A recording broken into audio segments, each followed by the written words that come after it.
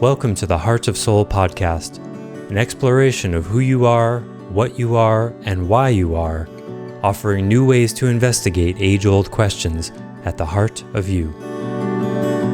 Hi, it's Joseph, and thanks for listening to the Heart of Soul podcast. Your life is not essentially yours, but you get to live it. That's the sainthood realization we discuss today.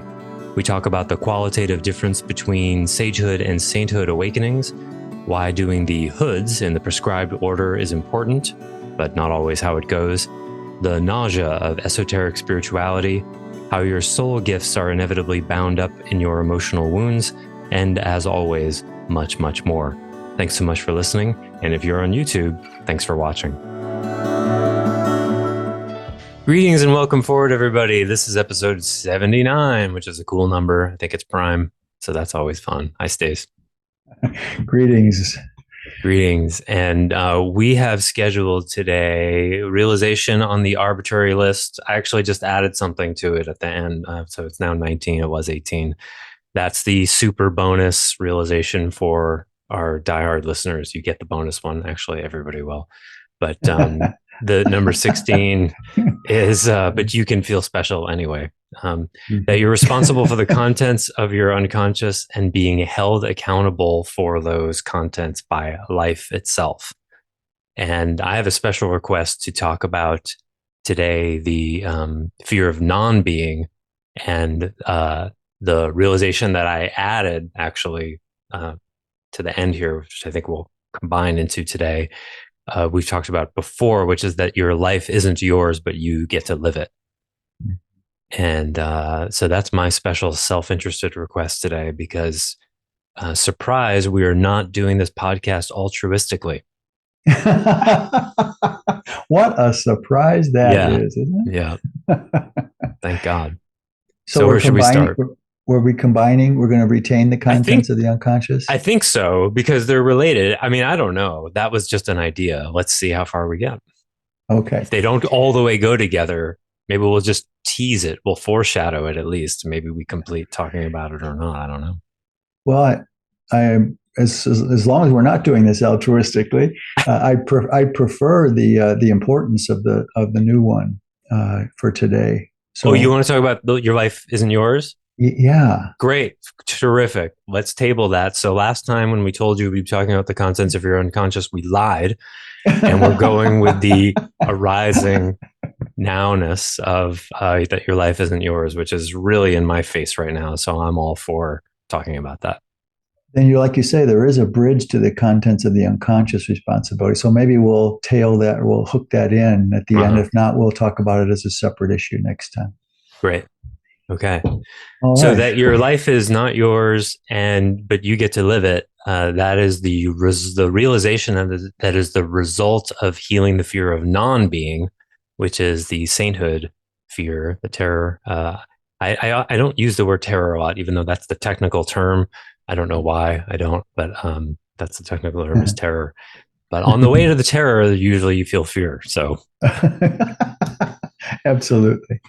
Well, let's set the stage first.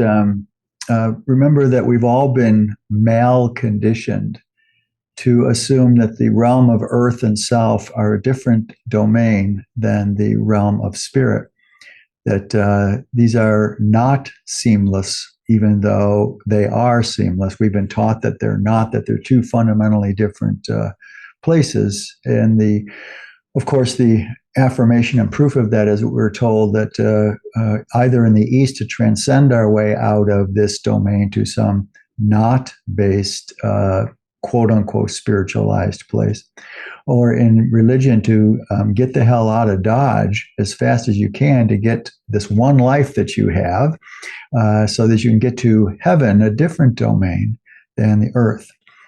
And this, of course, is, I guess, obsequious might fit marginally as that whole picture of things just does not compute because all domains must be within God or God won't be God. Now, we made that point before, but it bears repeating because of how many domains that affects of how we relate to ourselves and to spirit. There is no heaven and earth. There's only spirit.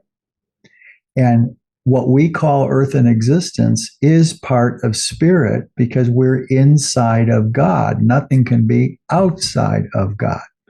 So by being inside of God, it changes the whole alchemy and the metric for how to assess the human condition.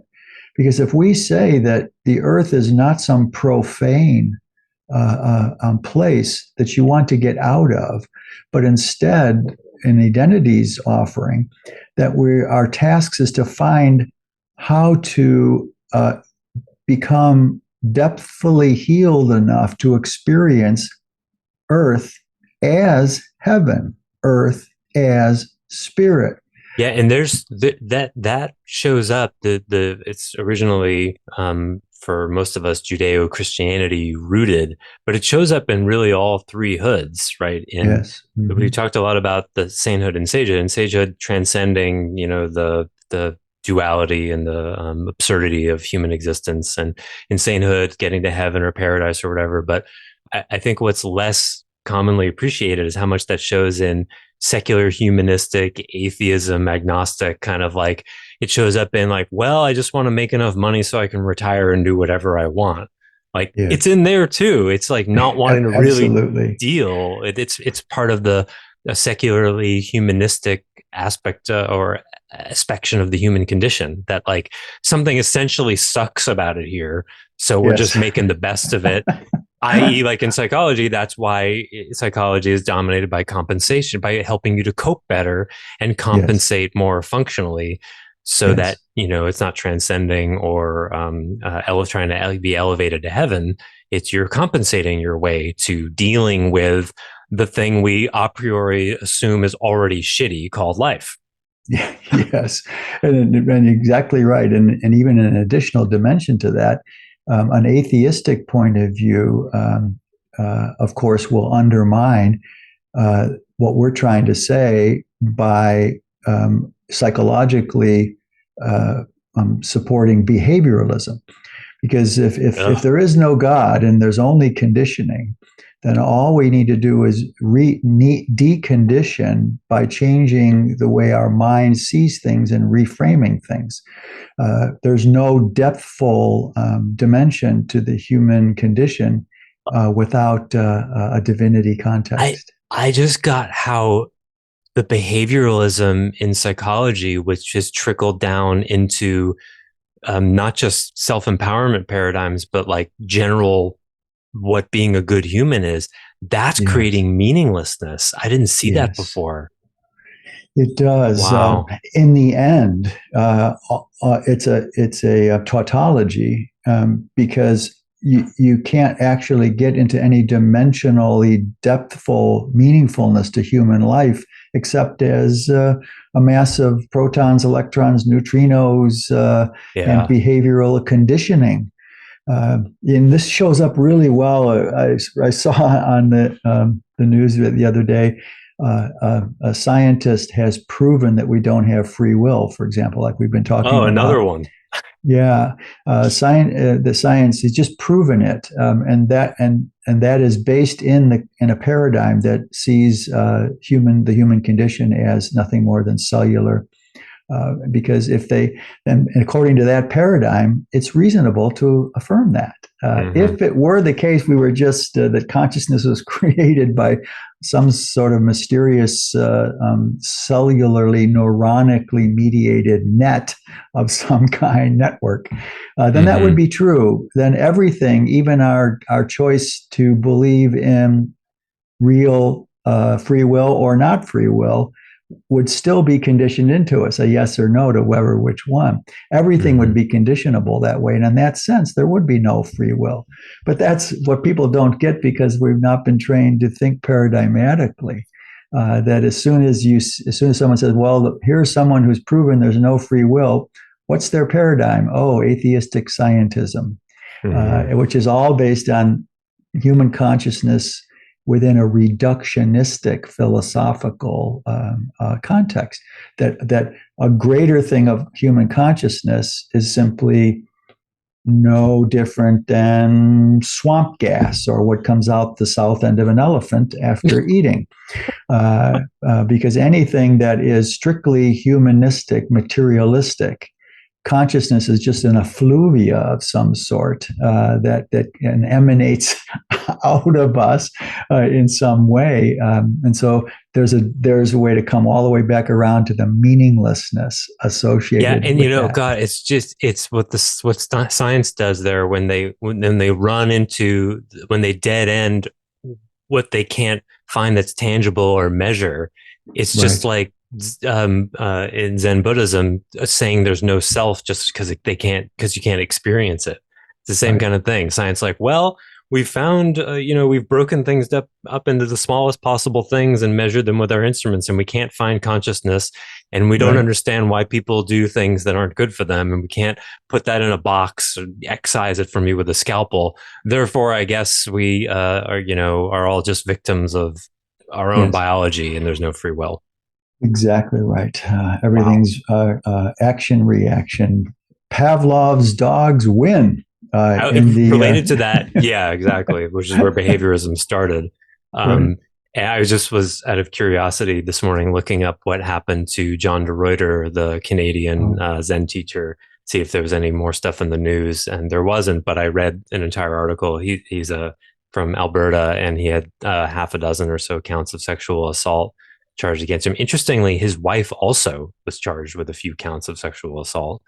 And one of the quotes in there from one of the plaintiffs was basically verbatim saying that John de Ruyter said that spirit guided him to have sex with the yes. with the student, because, well, how else could that happen? Because in that paradigm, there's no self. So if Right. he feels like having sex with a student, it must be spirit guiding him to do that. Yes. What else could it be?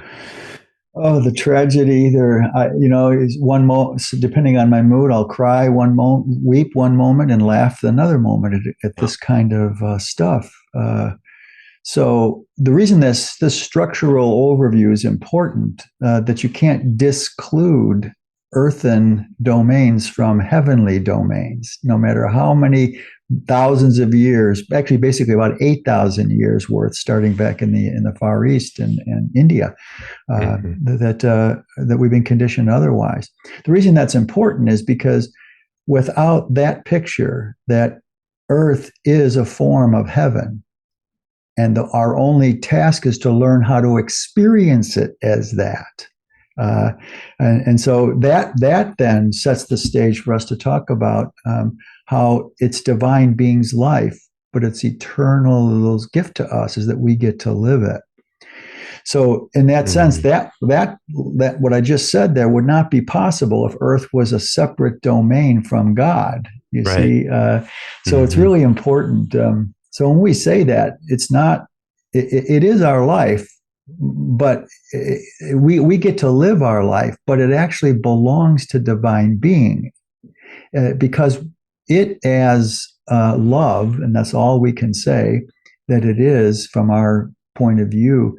Uh, from that point of view, we're downline sub expressions of it, all things, all species, from mineral to animal to plant to everything to consciousness. We're downline expressions of divinity. But the easiest one, of course, is as a hand, and the hand, the palm of the hand is the soul, the collective's human soul, the human collective, Mm. and then individual souls come out of that. And then if you put little rubber caps on the end, or elastic ones on the end of our fingertips, those are our body state expressions of our soul. And of course, this has a number of different dominoes that go with it, and that is that the body is all soul, but the soul is not all body. That the Mm-hmm. body and the soul are not different domains, just like the earth and the heavens are not different domains. Mm-hmm. So all these dominoes all won't line up until we stop buying into the fairy tale that earth is different than spirit. So again, our task is not to get out of how to get out of the toilet. as Diksha-based transcenders started teaching in the 80s and 90s, or by the time it got to the West anyway. Yeah, Uh, well, Hare Krishna's oh, predated. They had sure. that assumption even before that. Yeah, absolutely. From the East all the way to the West, where you've got to atone for an original sin, or in the East, literally recognize that the personalness of you does not exist. And that means there's no soul either, which is why folks like John de Ruyter, it's interesting when they say there's no self, but there is spirit. And that's more of an Advaita Vedanta kind of being spirit that doesn't have consciousness of its own. Yeah. Uh, in our picture of things, divine being, the only reason we can't measure consciousness is because it's a sub-expression of divinity that has consciousness also. Animals have consciousness, as we've said before. They're self-aware, but they're just not aware that they're self-aware. And that's where angels started the whole thing. Angelic consciousnesses started the move from the ape line to the human line. That's the missing link. The missing link is not a set of bones that we should be looking for. It's that Yeah. it's that But it's we that can measure angel. that. We can hold that in Oh our yes, that hands. we could Yeah. measure, right? Yeah. Cranial size or the Yeah, oh, leg yes. bones, Right. That's all what they that. reduce it to, the size of the mind. If you study Right. anthropology, right, you look at the brain size over millennia. Exactly. When the missing link is that angelic consciousness was the one that began the ability to be born through an ape line genetic heritage, and because they were compatible possibilities with evolution. Yeah. In fact, I remember learning anthropology because I studied a lot of it. And I remember, can't remember if it wasn't Australopithecus. There was a species in there before Homo sapien that had a bigger cranium size than Homo sapien, somewhere in there that didn't make Yeah, it. wasn't that that begins with a DEV, I can't, Devo, maybe, yeah, I can't something like remember, that? but I remember Yeah. because they show very linearly, and they know now Yes. since I studied it, it's not linear at all. It was more of a spider web. But Right. the idea, the implication was like, and we had the biggest brains, and that's why and then it was always like, wait a minute, but there's this one that had a bigger cranium, and there was never any question about that. Like, well, why Yeah. didn't. Yeah. Mm-hmm.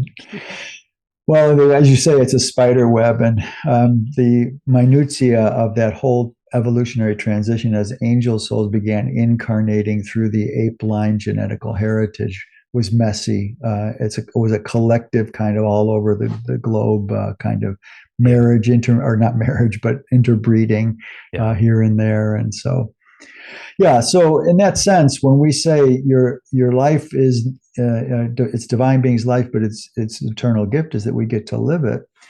There's some repercussions to that where the rubber meets the road, and how when you get down to the close to where that junction is, that little bridge that between divinity's wholeness and our individual soulness, there's a no man's land there, literally, that some of us are learning to at this stage, a late stage in the game, finally learning how to walk that span where all dualisms in one way become mergeable into Mm-hmm. one allness kind of thing.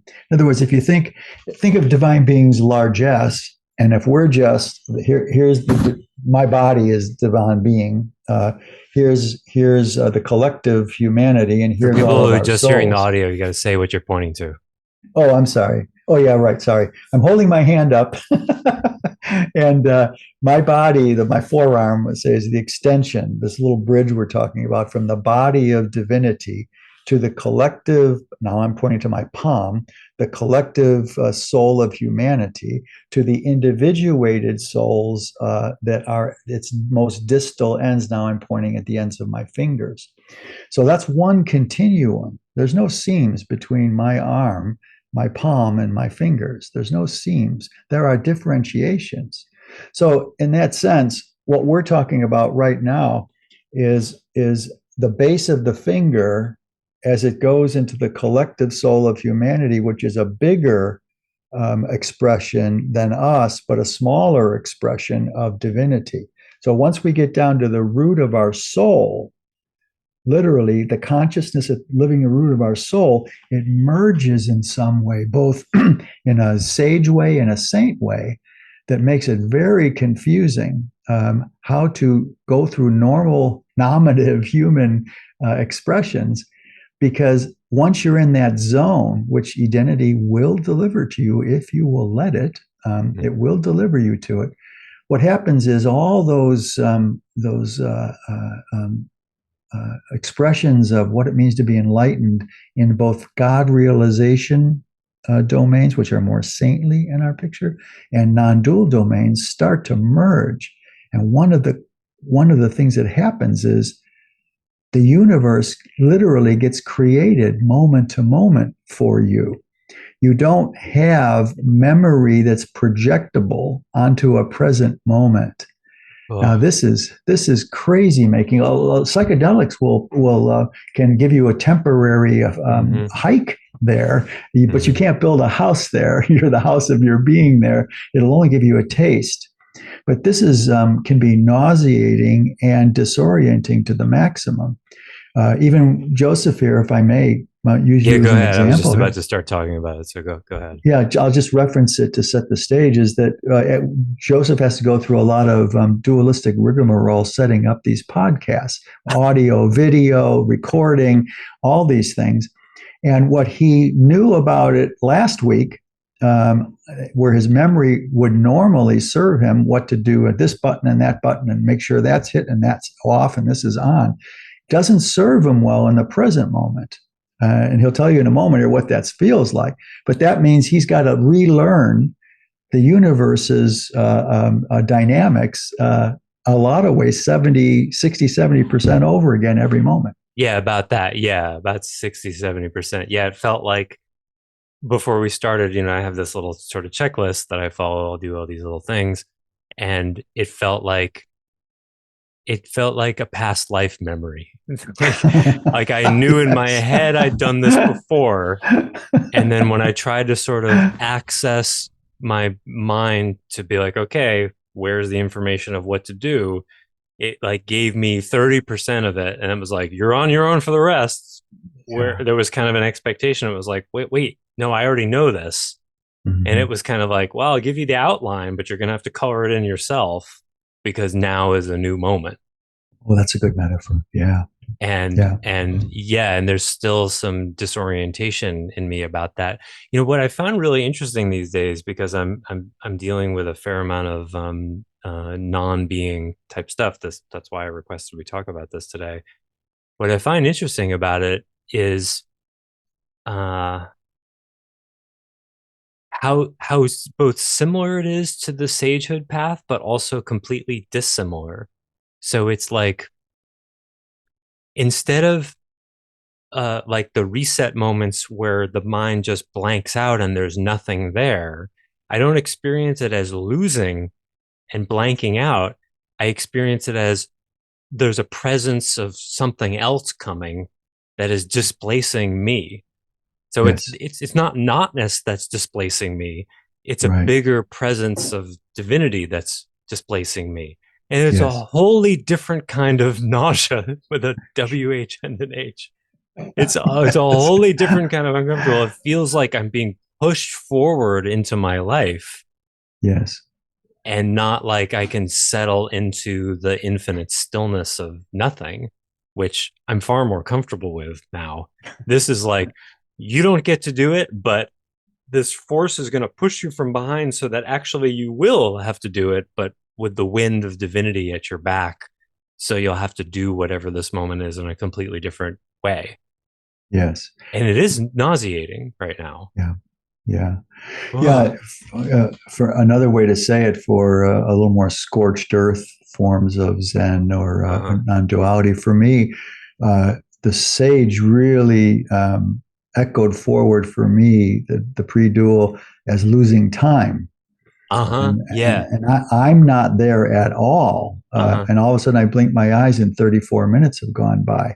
That's as you approach the event horizon of Uh-huh. pre-duality in Sage. But in Saint, which is the final, which is why we say personhood, sagehood, sainthood are the ideal sequences. But if we throw out the ideal in the human condition, because people who have had past life, sagely, non-dual, and God realization, saintly paradigms have already been enlightened in those and carried them forward into the present incarnation. So that's just how we look at it. But in the end, the sagehood and sainthood and the personhood, all three start merging, where personhood, the you that you are familiar with, is blown out of the water by the fact you've only got 30% memory basis to face the present moment. There's an absence of you, but a presence of something else, as you just said. The absence allows the sagehood attainment allows the background sainthood to move into your present consciousness modality. You have to go all the way to erasure in some ways to allow the biggest amount of sainthood presence forward after that. Got to empty the cup. Mm-hmm. Exactly right. Got to empty the cup so it's fillable by a different dynamical bandwidth. So in all these ways, where it's really lofty to say, well, it's divine being's life and it's eternal gift to us that we get to live it. But what does that actually mean? That's what we're talking about right now. How you actually can experience the bizarre non-being of the final steps of all three attainments, all three ensoulments coming into one identity, the state of identity, where there's literally you experience the seamlessness between our humanity and our soul and our humanity and spirit altogether. That's never been not seamless. Yeah, and one more thing about the sainthood and sagehood difference is the vertical sort of losing time and disappearing to thatness, or whatever we want to call it, the pre-dual. It seems relatively simpler. You just sort of disappear and then something comes back. And that seems like a vertical kind of movement. What I'm experiencing right now, it seems like this eternal, infinite stretching of the now all the way back and all the way forward. So it's not a past and a future. It just feels like this nauseating stretching of now to infinity. And somehow, and that's not me spanning that. Divinity is that, but I'm being stretched along with it somehow. Yes. Rather than disappearing and it comes through, I'm going along for that ride. And that's a very different kind of discomfort. Absolutely. And to hold our metaphor here, when you're, as Joseph just described so beautifully, that's the zone where the finger meets the palm, where it's part finger and part palm. So you're stretched into the divine infinity. That's a great, You're still finger, but you're also infinite palm at the same time, which shouldn't really be possible, but actually is. By any other paradigm on the planet, especially the Eastern and Western God realization and non-dual, is impossible. There's all those other paradigms are based on either or isms. It's experiencing our finiteness as human selves and infiniteness of soul and as aspects of divinity at the same time.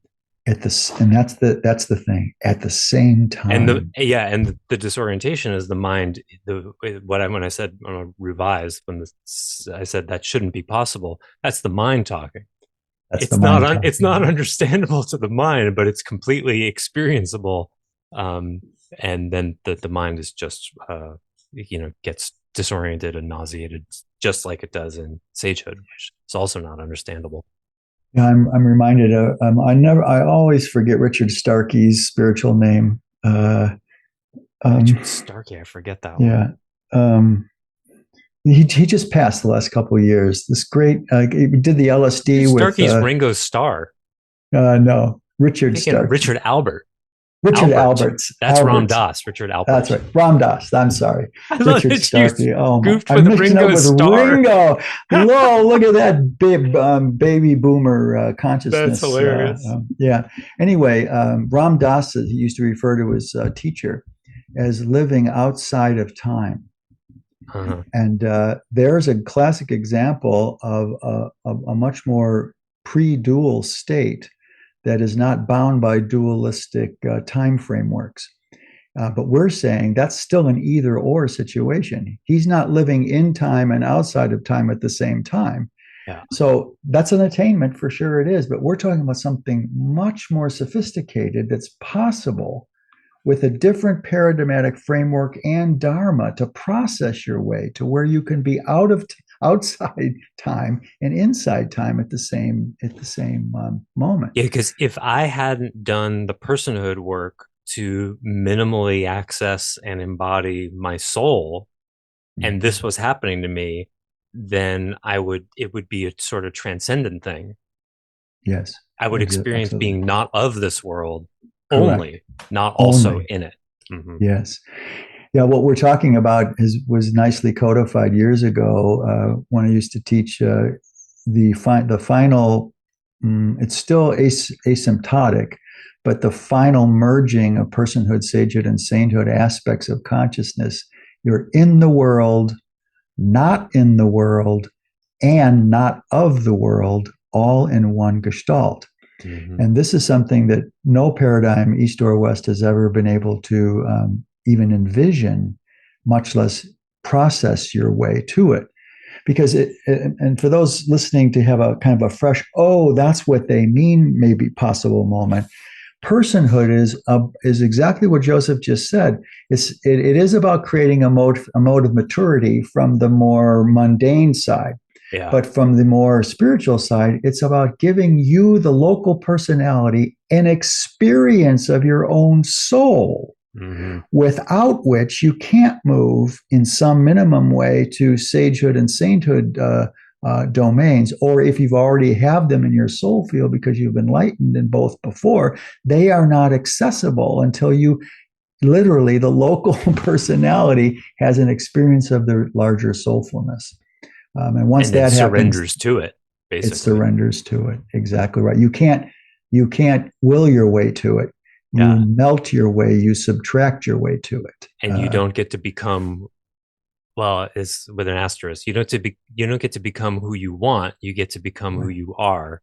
And who you Yes. want is usually a mix of Yes. things that is actually true about you and things that are not. Like, Right. I've always wanted to be in a rock band. I don't think it'll ever happen. I don't think that's really me. Maybe one day. Well, I certainly wanted to be a singer-songwriter, and I had the chops for it, just well enough, along the lines of Carol, the singer-songwriter from the 60s, 70s, Carolyn Oh, King, Carole King. Yeah, wrote a lot of Carol James King. Taylor songs. Yeah, she's Yeah, great. a combination of Carol King, James Taylor, and Cat Stevens. Cat Stevens. Those Yeah. three, that was my ilk, and Mm-hmm. I certainly wanted that for my life. And it just I had to turn that down as much as I did a scientific medical background. I had to do two no's to what would have been likely a much more sumptuously financial life. Yeah, and just And to yeah, validate that for people, you do have the chops. I mean, you wrote like 20 plus songs and recorded them. Like, you definitely could have done that. It's pretty impressive. 48 songs actually 48. total. Wow. Okay. Yeah, yeah. So that could, and I just enough okay, somewhere between a Cat Stevens kind of vocal range and Bob Dylan's. I was a little rough around the edges with it, but it still worked. So in that sense, that was what I wanted. But divine being, my own soul had not God. God did not have another plan for me. My soul had committed to another plan for my local personality that me, the local personality, had to surrender to. Mm-hmm. And I thank God I had my fourth and sixth chakra minimally developed enough to say no to both a medical career and a singer-songwriter career. So, So what's the difference? So how do I even ask this question? Does does divinity provide any kind of boundaries in our lives? The soul has plans, things we're supposed to work on, and then we gradually figure them out for ourselves. Is divinity putting any of those boundaries on us in our lives, or is that only from the very highest level of healing the three soul fears? Well, that's a great question. It's a practical question, which is why I love these podcasts, right? That's You're why the I'm here. ultimate practicality guy of translating all these esotericisms into a movable feast, let's say. Uh, so it's a great question. And here's the best way to framework it. And then we'll follow with this, with the feeling, how that actually works through. Um, Divinity is a yes to everything, right? Hmm. So where does the no come from? Uh, and it comes from a couple of different layers. The yesness is indivisible from the root core of divine being. It says, yes, have all those things that you want, healthy or unhealthy, enlightened or unenlightened, it doesn't matter. But how does it get sculpted along the way? Does Uh-huh. divinity, does it pinch itself here into a little narrower no there? How does that work? And what we have to incorporate here is this amazing blessedness that there are translators on the other side that do exactly that. Our guides, from behind them, get the largesse of spirit flowing through. So if I've got 6 or 7 guides, which I've had most of my life until recently, um, they're doing the pinching. They're helping my soul, which is different than my local personality. It has purposes and commitments and plans that I have to learn to have my local personality be able to sense. They help me sense that. So they're the downline. What do they call that when the step down transformers Oh of yeah. the ultimate yeses? They pinch some of that in our direction. And so it was fairly easy for me to say no to a medical career. I mean, I lost my family, all my friends. I had to move to the coast of the United States to find some sort of sanity. I'm not saying it was easy. It was the hardest decision of my life. It was a marginally more difficult to turn down singing, songwriting, because I had a lot of the messages as it translates to human from spirit in my music.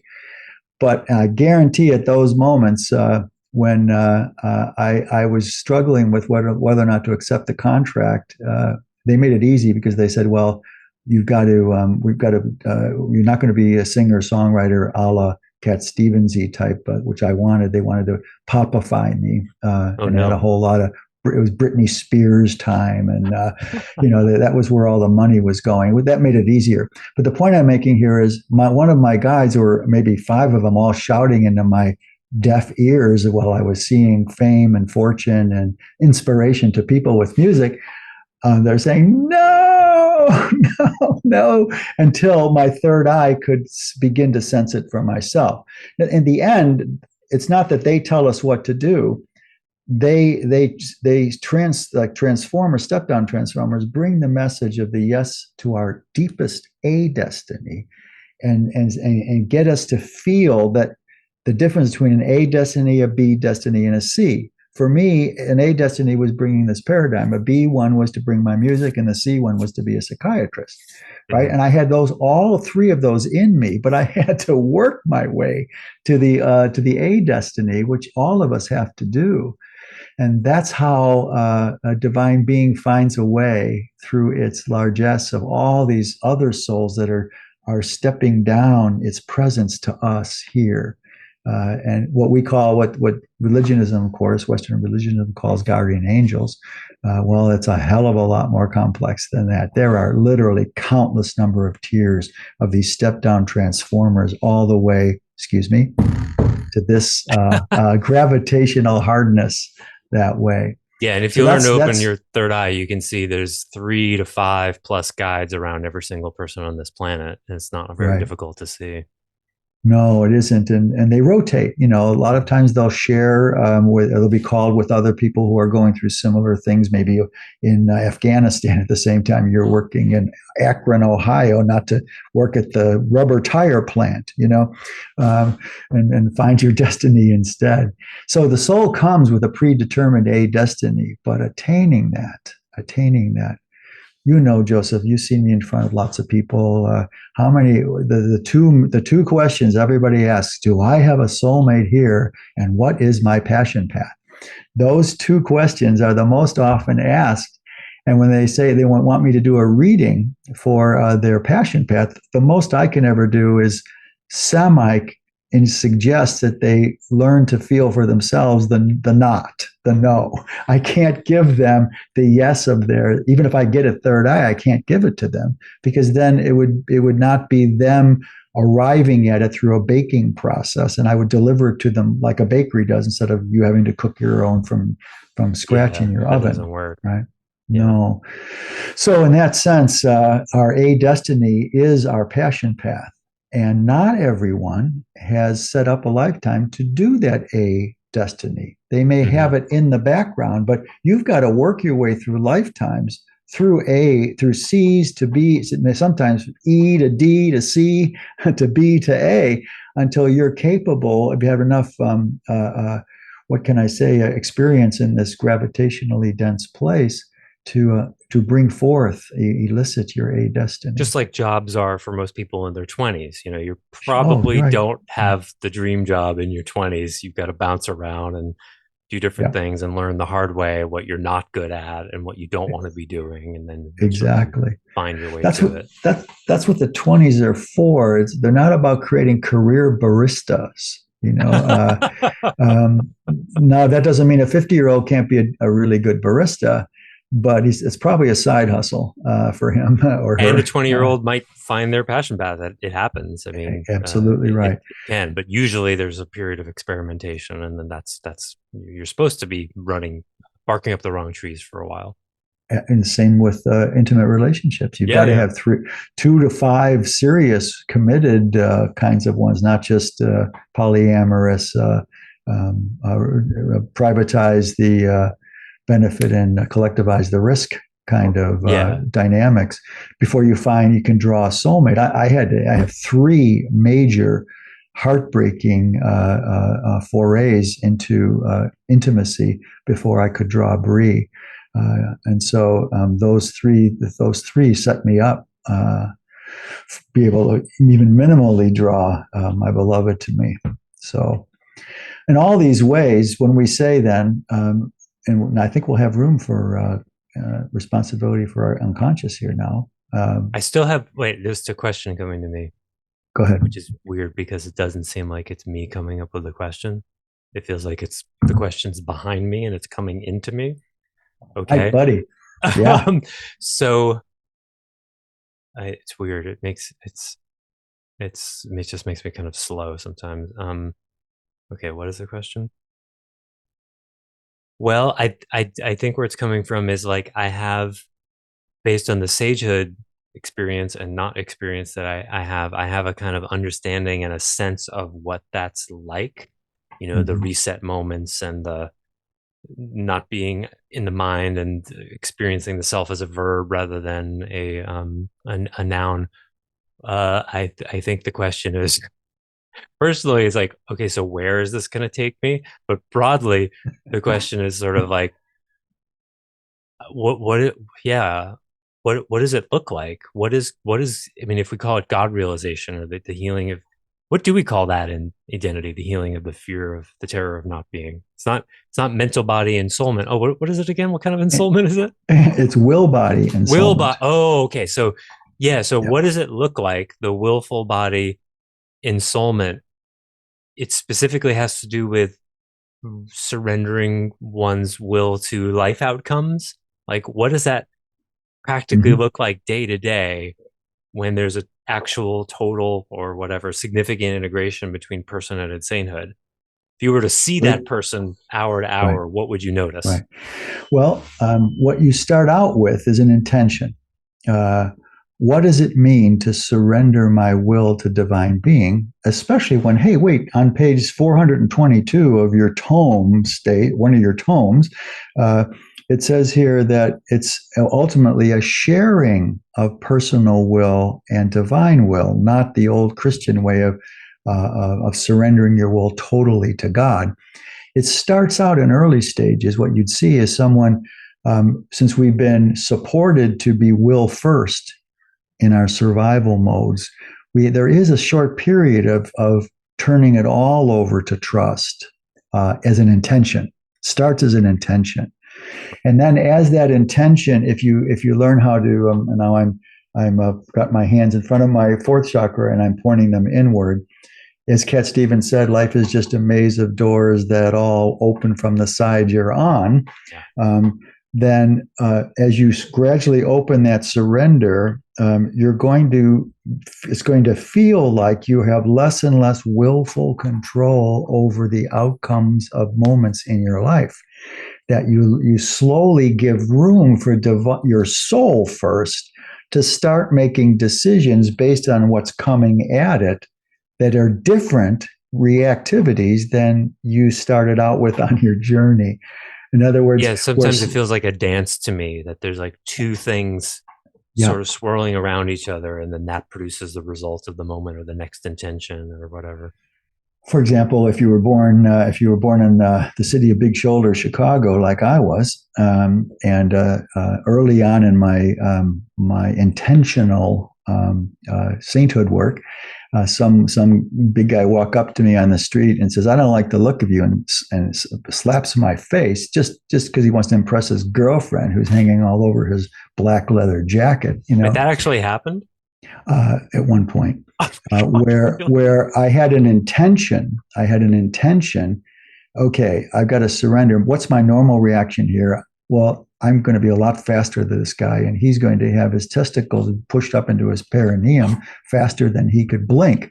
But in that moment, I got still, and I stopped, and I looked in shock. I didn't say anything back. I didn't fight back. And the guy and his girlfriend just looked at me and, you're no fun. He just shoved me aside. There was no altercation, that because I was still just going on an intention, a different intention to surrender, but I didn't choose to go still and quiet. That was just a base of an intention, but then it had a magic outcome, just that new intention. And they got bored with me instantly and walked by me. And whereas before I would have created a real scene in my old will. That's so funny. Just yesterday, it was some guy shouting out on my road, on the dirt road I live on, like yelling, "Hello, anybody home?" And I don't know if who he's trying to get the attention to, but he's going on walking up and down between my two different gates. And so finally, I go out there just to see if I can see whoever it is will shut up, and I talked to him on the other side of some bushes, and he's like, "Do you know like whose coconuts those are in that tree, and can I harvest them?" This is like how people who are hard up make money, drive around in their trucks and find coconuts that they can harvest and sell. And I'm like, "Those are my neighbors," and yeah, I don't think so. And he's like, he's like, "Well, I'm just trying to be polite, you know." And I said, "Well, you're not being polite. You're shouting on a private road and making quite a lot of noise." And he just kind of froze and was like, "Oh, sorry, it won't happen again." And I said, "Good." And he just disappeared. And I had this strange experience of like, that's weird. Like, where was the conflict I used to create? Yes, They're like, I just felt like I was stating the facts, and it just went into him, and he completely shifted his state of consciousness and went away. And there was no fight. There was no like, "Hey man, don't give me a hard time." I'm like, normally, because that kind of stuff happens all the time. It's just like he was powerless to resist what I said, and it just went in, and then he went away. It was a really strange experience. It's analogous to my little short story there too. It's completely analogous. So in your beautiful question, the first thing you encounter is an intention-driven surrender. You haven't embodied it yet, but you're intending it. And as soon as you start intending it, then your soul, a piece of your soul wakes up. And when a piece of your soul wakes up, your guide wakes up. uh, to that particular segment that it's assigned to, and then you have this experience where, wait a minute, what happened to the old usual outcome? Yeah. And then think, oh, now you relax the next level. You just embodied your intention, even if it was unmindful.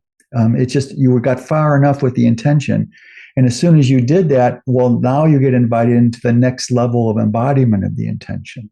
See? Okay. Wow. Okay. This is really helpful for me. Okay. So the willfulness is like the way you relate to the intention. Yes. Yes. The initial intention is not will, or it's a different kind of will, or what? Well, you're willing yourself to lose your will. So it's really a weird thing, right? Ah, I You have to see. use it's actually ridiculous to use, like philosophy is thinking about thinking. Wait, Yeah. there's a shelf life to that. Sorry. Willing yourself to not will yourself.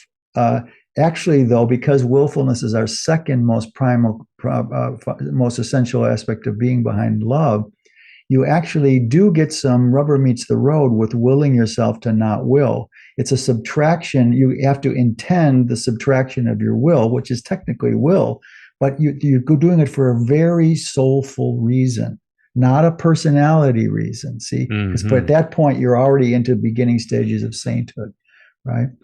So it's So, the sense I get is like there's a decay, like an echo pedal. You can set the decay on it, how many yes, times it echoes before it stops. And sure. the sense I get is it's sort of like there's still a personal or soulful, there's an intention and it has some will, but then it Uh-huh. decays quickly and then makes room for divine will. Exactly right. And every state, beautifully said, and every segment, like a flower's blossom going from bud to a full flowering, gives more room for divinity to flow in via your Yeah, own yeah, yeah. soul's intention. Yeah, See? so instead of like in sagehood where it's just like everything dualistic blanks out, Right. this is like you start it and then your will is the outline of for the outcome, and then divine will comes through and then you find out what's going to happen. Exactly. That's why you can't predict the outcome. Whereas a toxic, relative to sainthood anyway, if I could Yeah. say it that way, a still too toxic personal willfulness will always envision outcomes as the result of your actions based in that will. See, but here the outcomes start to fail. You cannot predict the outcomes, Well, I right? can see why this is perfect timing for my shadows addiction to truth, because Yeah, yeah, I've been relating to truth with the outline and the middle. yes. So then Mm-hmm. it's like, okay, well, what if I just have the outline and then I let life fill in the middle, and maybe my truth is true and maybe in this moment it's not. That's a whole Yeah. different way of relating to it. Perfect. That was exactly a good example of that, Joseph. So And I know when in it's happening when it was so weird because I just went out there and my intention was to get this guy to shut up, but but I walked away after the interaction being totally surprised, and yeah. I didn't really even Mhm. know why. Why am I Right. surprised? It's because it happened in a way that Different was completely completely. different than my picture of it. It was so weird. But I was there the whole time. It wasn't unself-conscious No, sagehood stuff happening. no, I no. was there, but something was operating me in a way that was very different than just me would have done. So It, weird. it's disorienting, isn't it? Yeah. Uh, Yeah. but in point of, if we really put a fine point on it, when you're in this initial stage, moving on to deeper coarctations of spirit and forming, basically it's your local will versus your soul's will. Yeah. Uh, uh, Okay. and Yeah, yeah, that's yeah. That important. sounds That's right. an important point because the soul's will has a lot more largesse in it to let go of outcomes of its will. Whereas we're trained in our survival modes to always look and be on the alert for positive outcomes, unless you're Hitler or the Orange Man. Uh, so in that sense, but what happens now once you start doing that, it becomes you're nearing a waterfall. You're on a river, You're Mm-hmm. no longer camped on the side, choosing when to go swimming. You've Great. forsaken your abode. Now you're a permanent resident of a flow system. But the further you go with it, the more you come to a series of stepped waterfalls. It's a good metaphor here. The Mm-hmm. first one is so you go to a certain point of opening up to the will of your soul, which is in tune with the will of divine being that you set in motion with your intention. Now you've done it well enough to now, whoa, there's a 4 foot unexpected drop in the river to the next level down, deeper. And these are the moments where you have unexpected outside things start happening to you. In other words, outside developments start to become really different. Wow, you're drawing different experiences to keep testing the limits of your literal surrender.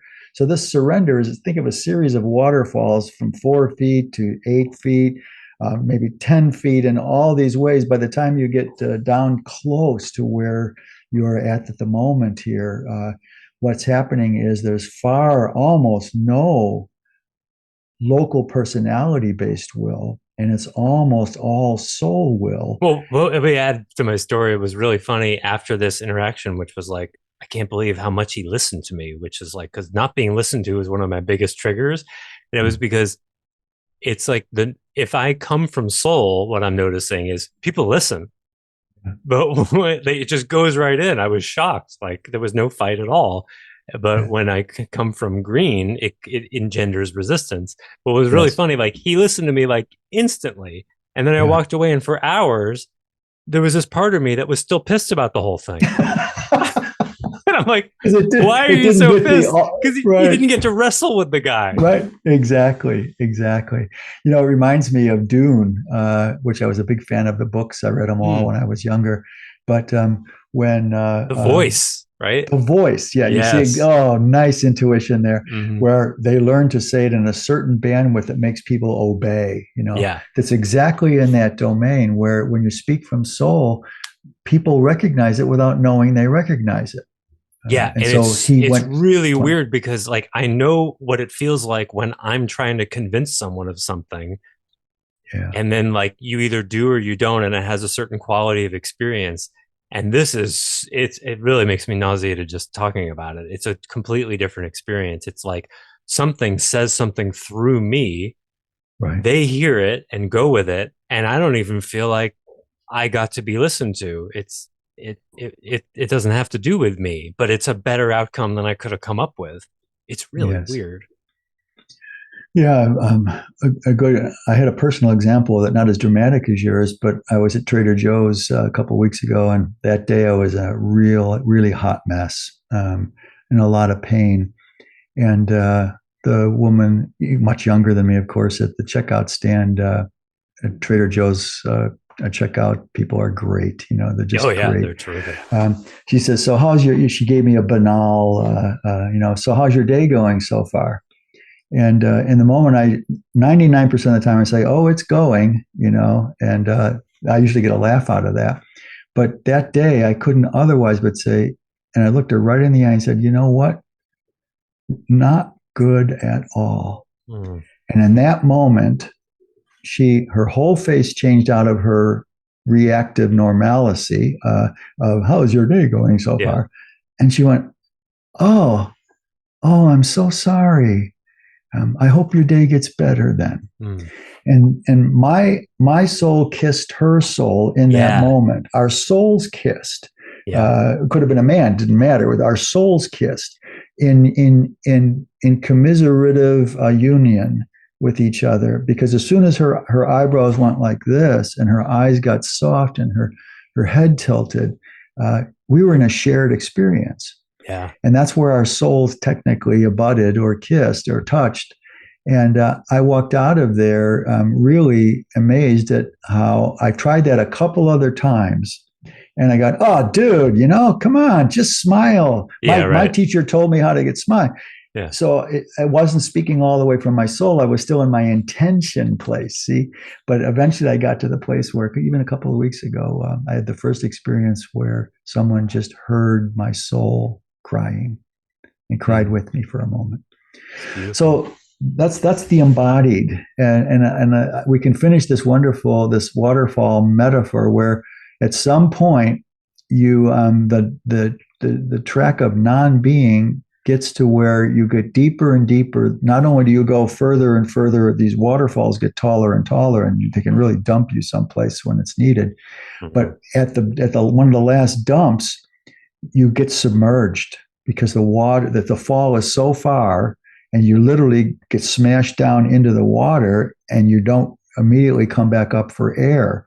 So for a moment there, you're in the non-being of spirit, and from that moment on, the next time you surface, you're still in a deep river, but you've got your head above the water and you can breathe. And that's the union of your human, the first stage of the union of your soulful you and your personality you is when you've got just your head above water. In our terms, well, we've got our gold head above our green water Mm. at the moment, right? Only it's a spirit one this time. Because in the Uh, first stage, there's still some excess willfulness that's kind of left over from personhood, I yes, of guess. course, sure. Yeah, that still has to be Yeah, negotiated with the soul. absolutely. And that's why the three hoods really interpenetrate Yeah. because you can max out at some point in personhood and say, okay, I'm ready for, I feel drawn to God, not the non dual. Okay, we'll roll with that with you if that's where you want to roll. Um, but what will happen is all sorts of things in your sainthood track will start opening up some undone stuff in your personhood work, which we will incorporate where you can Yeah. do some personhood work at the same time you're on a sainthood path. That's inevitable. That's inevitable that Yeah. happens. But to finish the metaphor, eventually, the end game is not you floating in water or swimming in the water, or in neutral. What do they call that? Treading water. Treading water. Eventually, you get into a river that's waist deep, and then you start walking on the riverbed, which is your feet in the earth, but waist high in spirit river, and you never leave that river. The river is your soul divine destiny path, and you're walking waist deep in river, having both your feet Mm. and lower first chakras wet with spirit, but your fourth, fifth, sixth, your fifth, sixth, and seventh antennas available for spirit at the same time your feet are in spirit, different domains of spirit. So That's the when union people of soul and divine will. exactly that's a good metaphor for the end game that you're Mm. looking for. And when people ask me, well, what's my divine purpose? And I say, I can't give that to you. That's for you to say. What, like we said in the Dude Ranch movie back from the '80s. What's the one thing in life? City Billy Slickers. Crystal, City Yeah. Slickers. Jack Well, Palance. Yeah. that's what's you for you to figure out that one most important thing. Best I can do, they'll usually people say, well, am I on track for it? And Yeah. that I can give them. I can see. All I have to do is get permission to look at their soul field, and I can see whether they're far right, far yang, or far too much yang or too much yin, and not in the middle of their river track of their destiny. And most of the time, they're close if they're asking that question of Hmm. a spiritual teacher. They're close. So virtually, that's the best I can do. Well, you're a little too yinic. You're not quite bold enough, or you're a little still too controlling, and you got to surrender. Go from the right of you're near the shoreline there, safety shoreline, and get in the middle of the river. I can usually give them that, but in the end, you walk in a river, and that's the union of the personal and the spiritual in terms of sainthood, God realization, because the But to source get of there, you that have to have some experience being floated by it. absolutely, Uh, and that's where it gets tricky. Why that was an either or, like in old Western yeah. religionism, it's all God's will you have to surrender to, and since that's impossible, then the fallback is, well, we're all sinners, we're Right. all Yeah. sinners. So they've got you coming and going in Western religionism. You've got to depend on their whole dogmatic Yeah, it's picture. like that same the a fractal Mhm. example of that is the whole you got to be like Jesus, Mm-hmm. and he was the son of God or slash God. So wait, you're supposed to be like God? No, that would be hubris. So wait, Yes. exactly Right. what ways am I supposed to be like Jesus, and what ways should I not be like Jesus? Should I be able to resurrect the dead? Is that what I Right. should be becoming? Because that's what Jesus Right. did, right? According to Mm. you, Yeah. it's not really Yeah. It's resolving. you there's the double binds in Western Mm-hmm. religionism are far too many to iterate here.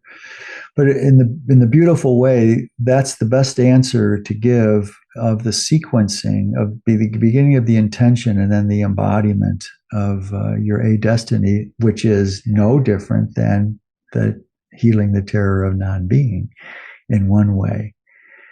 Wait, say that one One more leads time. to I the missed that. other. Yeah. Uh, Finding your a destiny is Ah, part and parcel of no, I forgot the last piece. well, because the soul already knows what your a destiny Yeah, is. exactly right. Oh, Mhm. and so if you're on the middle, if you're already embodying your a destiny, you're already in the arms of the divine, right? And so, in that sense, you've healed the terror of non-being, which is why I named it non-being, is because you're half in and half out, because humanity and the local personality is part of spirit. Back to our original premise here. Oh, that explains See? more some of that disorientation because not being is really Yes. easy. You're either in you or you're in that, and it's one or the Right. other. And Right. there's integration that happens later, but Later. but the Mhm. non-being thing is very much you and it at the same time, and you got to work it out. Yeah. That's why the sequence is exactly right, Joseph. That's why the sequence of you've got to get your personhood and soul solid in you. Nobody else's priority to your life but yours in the end. And Mm-hmm. that's taking responsibility for the contents of your unconscious in that way, which we can get back to either next time or a little more to go. Uh, Mm-hmm. so, in that sense, what? I'm What? still here. What? Uh, did you hear that? Nope. Oh, it's my some of my music from my on my computer just started singing to me. Wow, that was weird.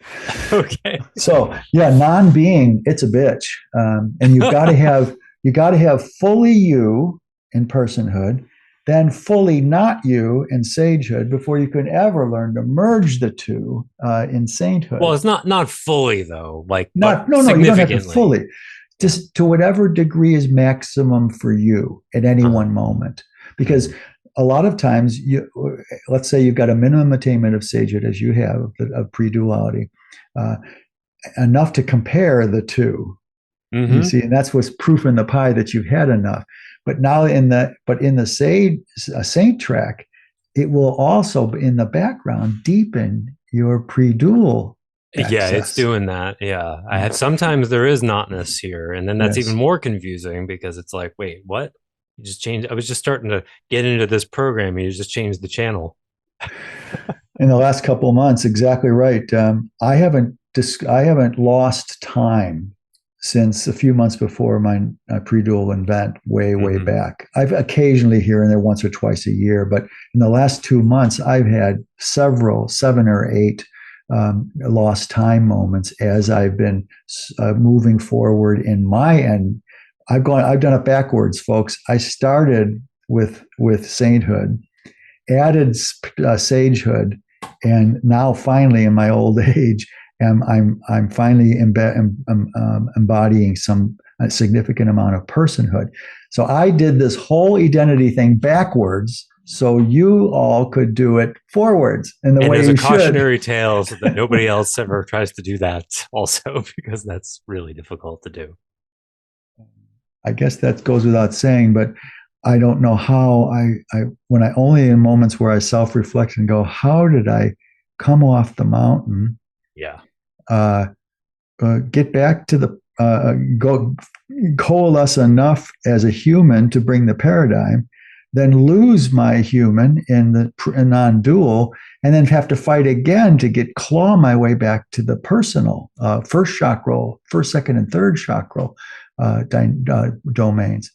So the only reason the whole prescription of identity is to do it personhood, sage, and saint is you should start with the local and move to the infinite.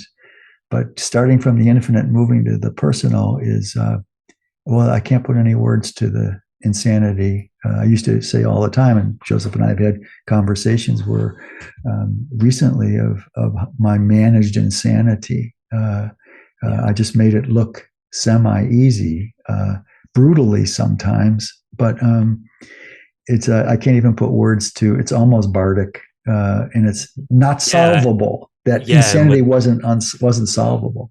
yeah, and the flushes of sainthood as I explore that realm, and also it applies to sagehood as well, but even more so for sainthood, I can feel sometimes like it's a good thing I've got a decent amount of centered soulfulness. Otherwise, I would go crazy Yeah, because it yeah, really is maddening, and you yeah, did that without that, yeah, and yeah.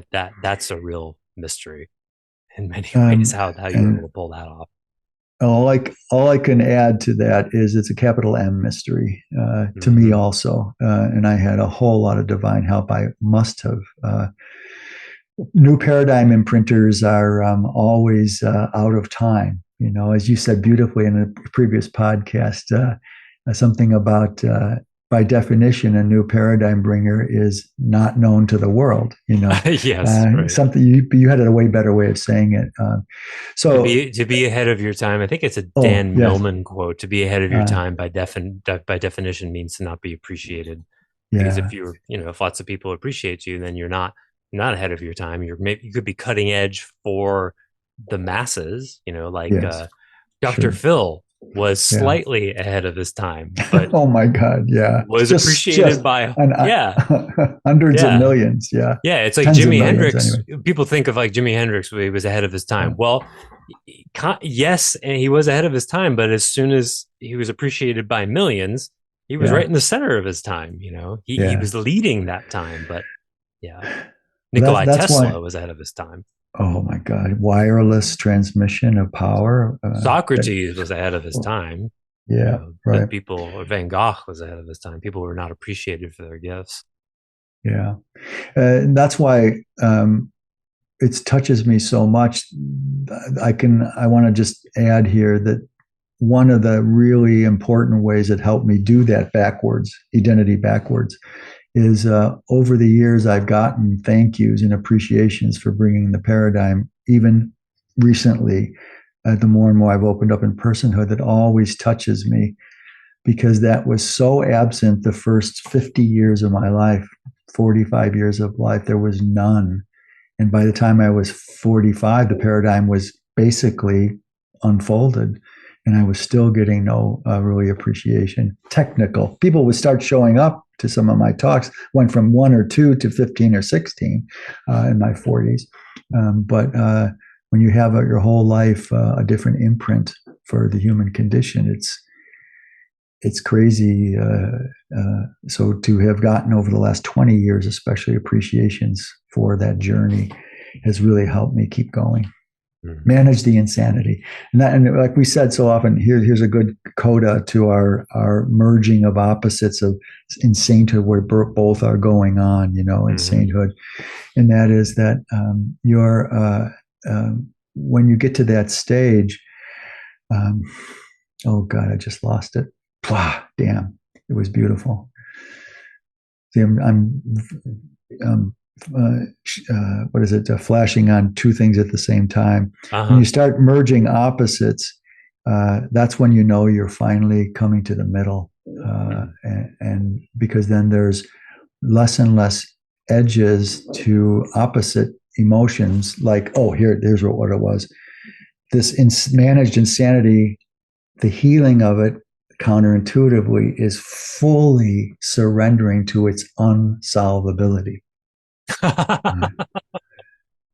There was no content based solution to a structurally unavoidable insanity. So, someone I know very well helped me see this. Uh, and the unsolvable conflict we were working on it at the same time in similar domains, the Mm-hmm. acceptance of the unsolvable conflict. I kept looking for some grace or something to give me the solution to my managed insanity. But only that was what, when I went to Trader Joe's that day, the hot mess I was in was I was struggling with accepting, just keep sinking every day into a deeper version of this is unsolvable, be with the unsolvability. Yeah.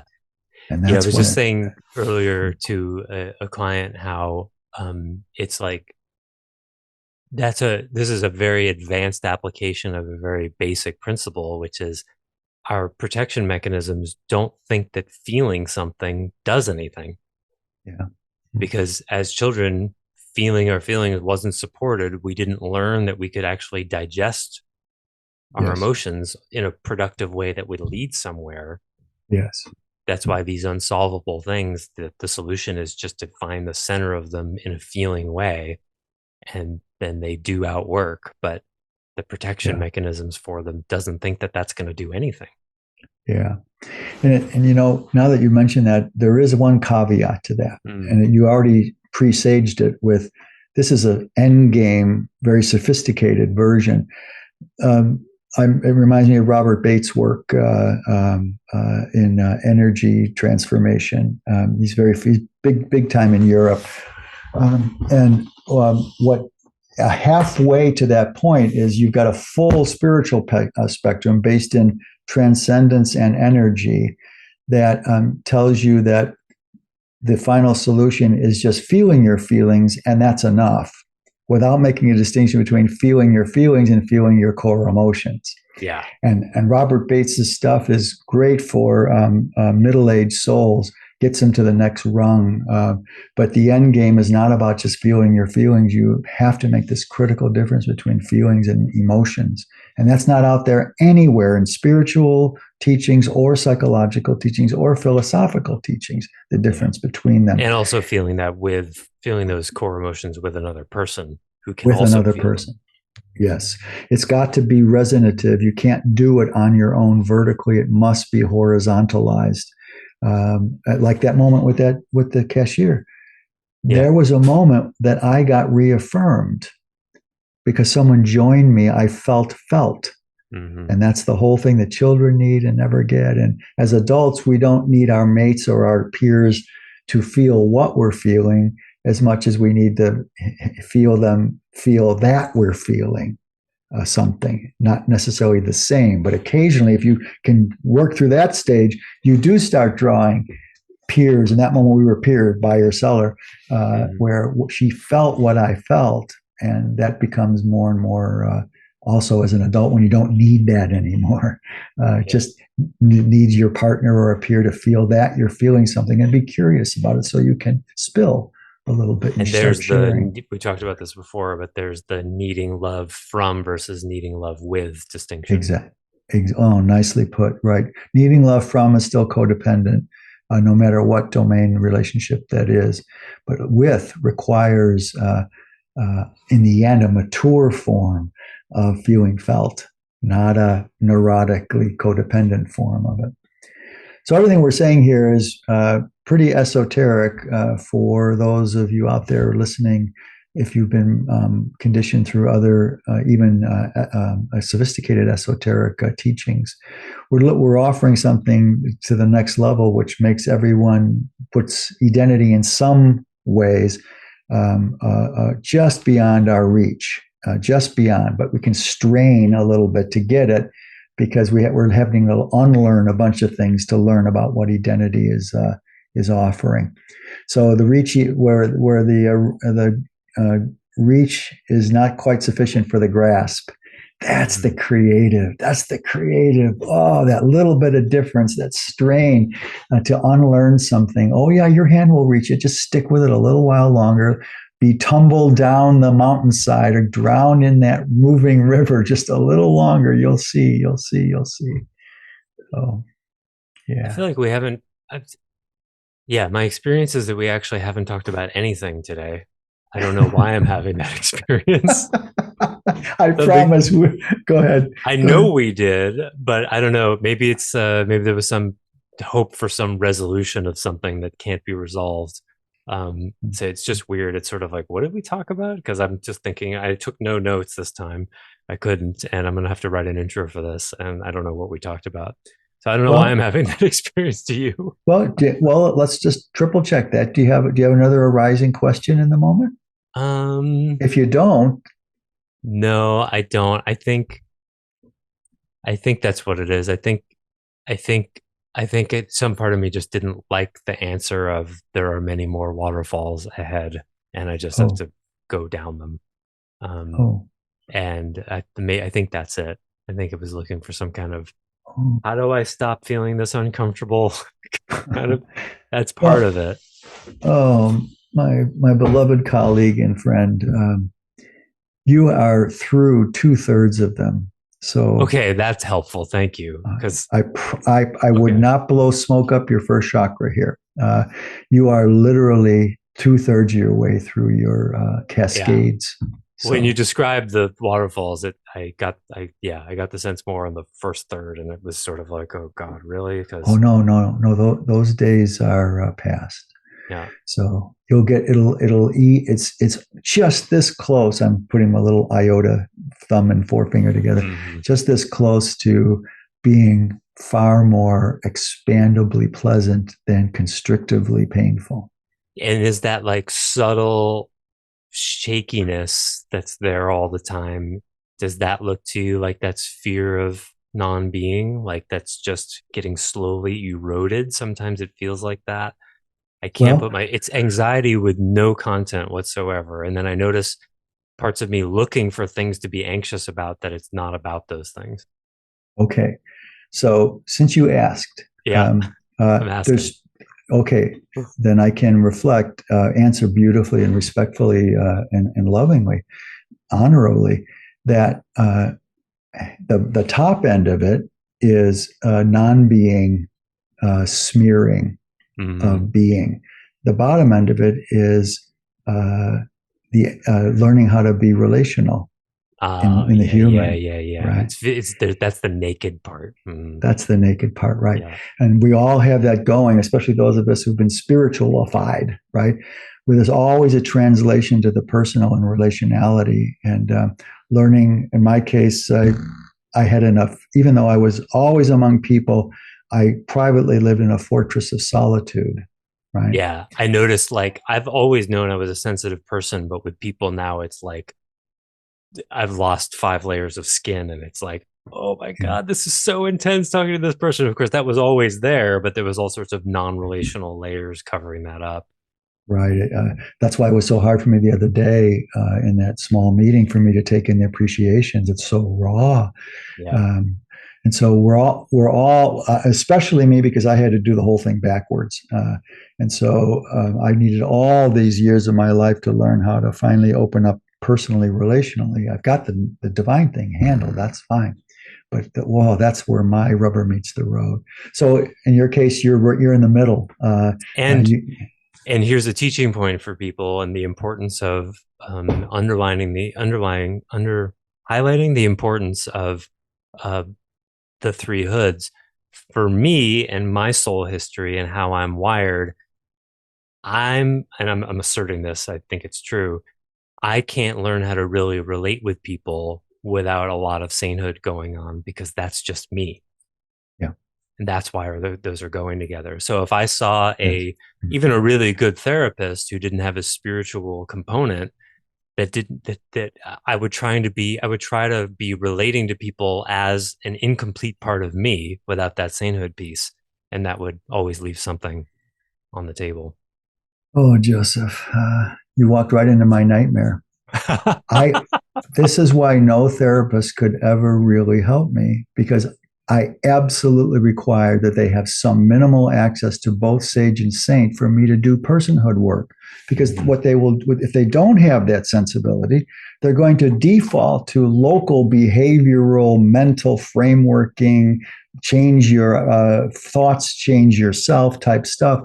I've only had one therapist that was not part of my own, the paradigm of identity helped me, and that was only for about 9 months and a very difficult time. He was a Gestalt therapist, and all he had to do, he didn't have a structural consciousness access, but he had an intuitive access. He didn't know God. At the end of the 9 months, he was starting to ask me questions, and that's how I knew it was over and done. About the structure of divinity, which he has a lot of curiosity about. But he helped me in a really tough time stay above water in a personhood way. So I had to go home hungry. So what I'm saying is you were wired up soulfully already with divine being from past lives in this present life. And all you had to do is re-up it, recapitulate it at each step in your growth arc. So, yeah.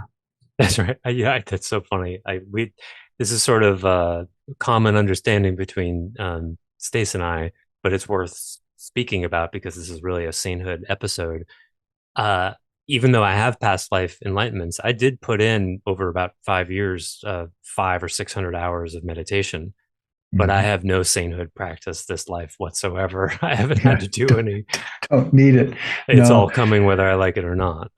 yeah, that's why I can say it from the other side too, to confirm that to Joseph and I, one of the bonds that we share is that we share that very strong bandwidth, that we come from spirit first.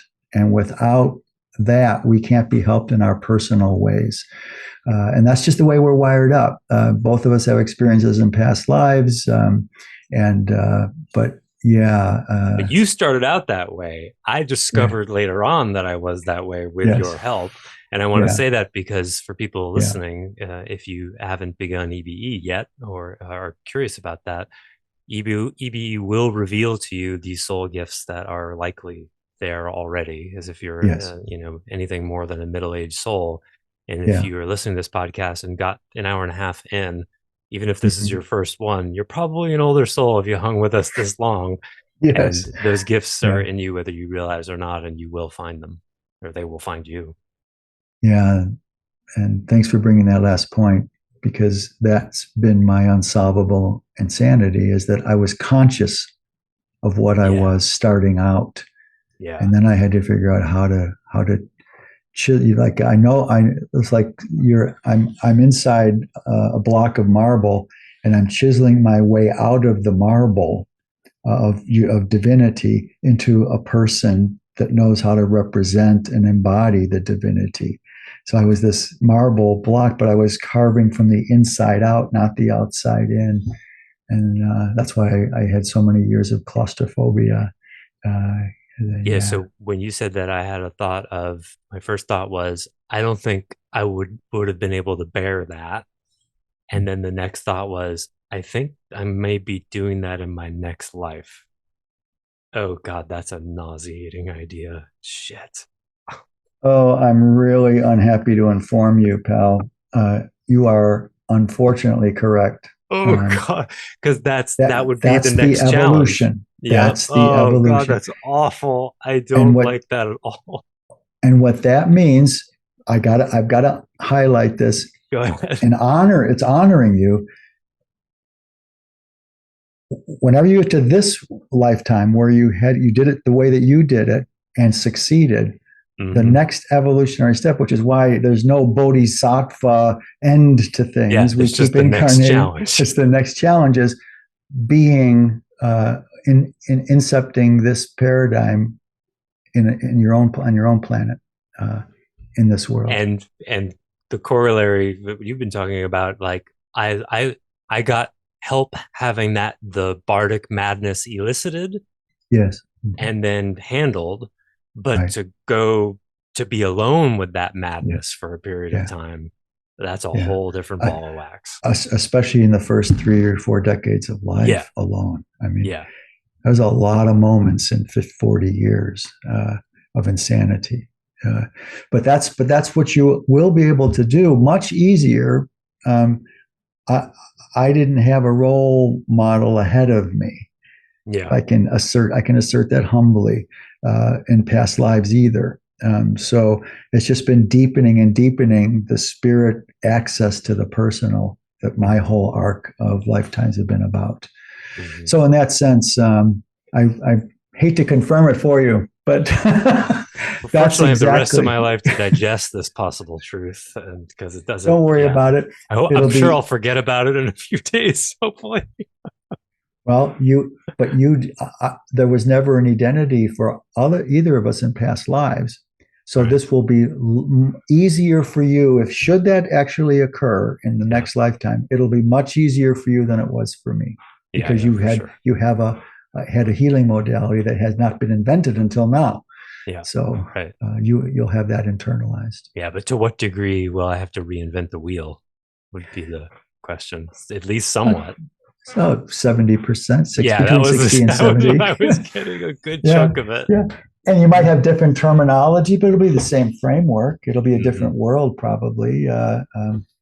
I'm not sure this one how far it should get through this hard time we're in now of toxic over youngification and will first should make it Yeah. through. But congratulations on your self-effacing acknowledgement to yourself.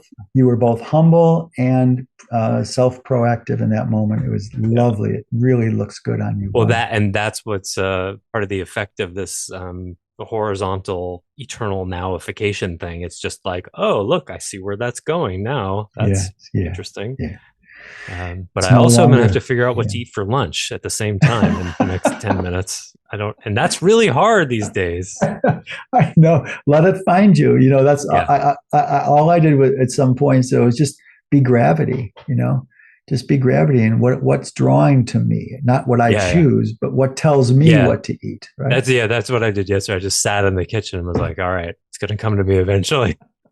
Bree, when we first met, Bree was constantly excoriating me for standing in front of the refrigerator door open and looking at the stuff in the Letting it all in. refrigerator. Yeah. Yeah, exactly.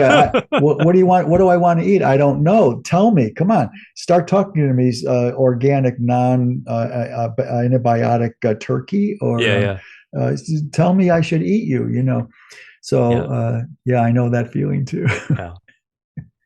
Okay. Okay, well, so then next time we'll get to the responsibility for the contents of the unconscious, and I hope you're all okay with that. We did not deliver on our promise last time, but that's sometimes where spirit takes us. And Absolutely. but for Stace and I, you're not going to have to wait. We're not going to have to wait very long because we're going to record that tomorrow. But Yes. y'all are going to have to wait for another week before you hear that. So sorry.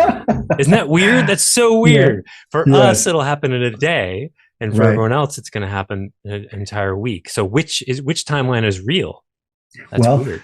there's a podcast that came to me the other night where we could make an argument that time is God.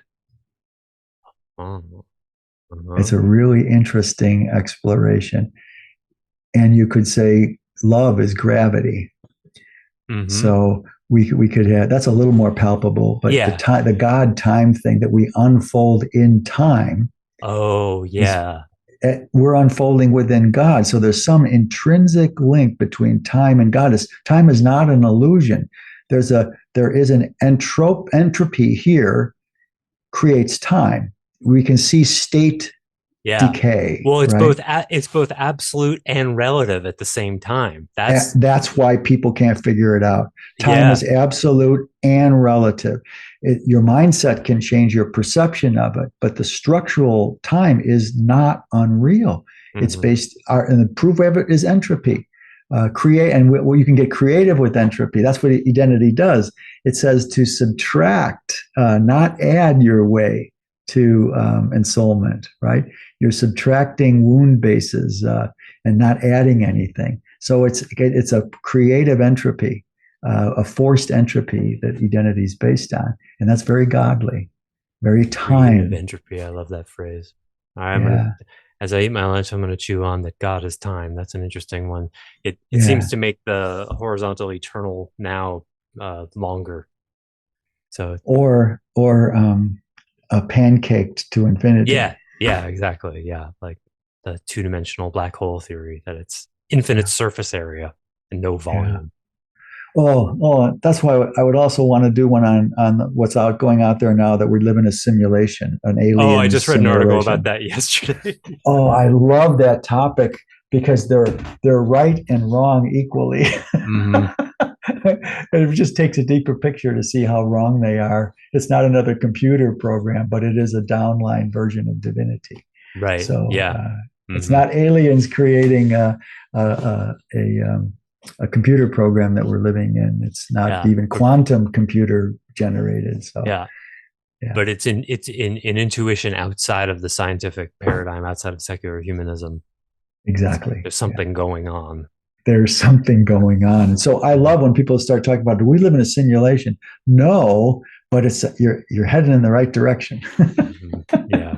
So yeah, juicy topics these days. Yeah.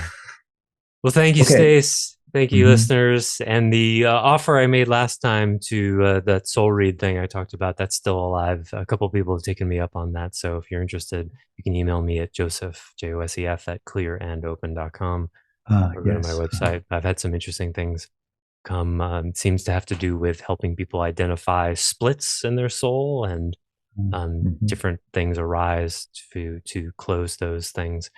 Um, yeah, in a way that has not been spiritually bypassing so far. So it's been interesting. Well, and that's the one. That's the line to stay on the green side of. Yeah. Yeah, yeah. Exactly. Yeah. Because the person, if it's actually soul happening, then that can't happen because soul can't exclude anything. No.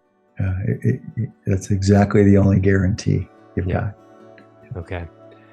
Thank you, Stace. Thank you, You're welcome. listeners. Until next time. Bye for now.